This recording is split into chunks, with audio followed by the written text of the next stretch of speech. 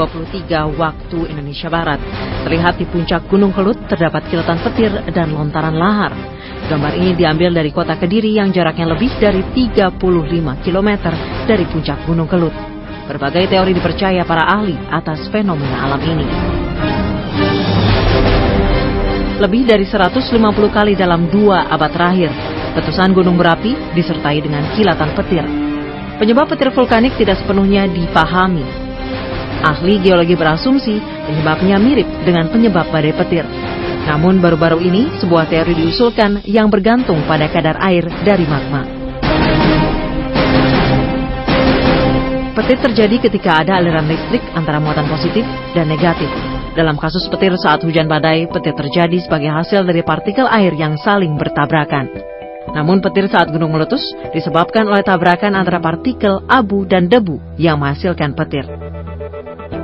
Dirty thunderstorm atau juga volcanic lighting ini merupakan fenomena cuaca yang terjadi ketika aktivitas gunung mulai meningkat. Dalam sebuah penelitian, dirty thunderstorm terjadi karena muatan listrik yang dihasilkan itu terjadi ketika fragmen batuan, abu vulkanik, uap, dan gas bertabrakan dan menghasilkan listrik statis. Ketika partikel abu vulkanik bertabrakan satu sama lain, pemisahan muatan terjadi dengan proses yang disebut aerodinamik sorting.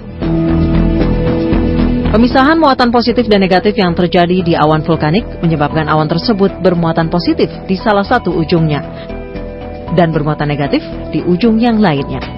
Pemisahan ini terus berlanjut sampai terlewat batas dan listrik mulai mengalir antara kedua muatan yang berbeda, sehingga menyebabkan terjadinya petir saat letusan gunung berapi. Namun ada pula yang menyebutkan kilatan-kilatan cahaya berbulu itu memang bisa dihasilkan dari mulut kawah gunung berapi. Begitu pula dengan puing-puing awan yang berputar dari gunung berapi juga menciptakan petir. Petir atau kilat dari gunung berapi itu berkaitan dengan peristiwa perputaran di dalam tubuh gunung seperti fenomena tornado. Saat perputaran itu terjadi, timbul tekanan ke atas menuju ke kawah, seperti air yang menyembur keluar dengan materi dari dalam gunung, termasuk abu dalam jumlah besar. Peristiwa itu bersamaan dengan keluarnya petir atau kilat dari dalam menuju bibir kawah.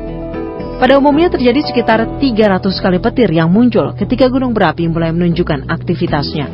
Erupsi gunung berapi juga melepaskan sejumlah air yang berfungsi sebagai bahan bakar badai petir tersebut.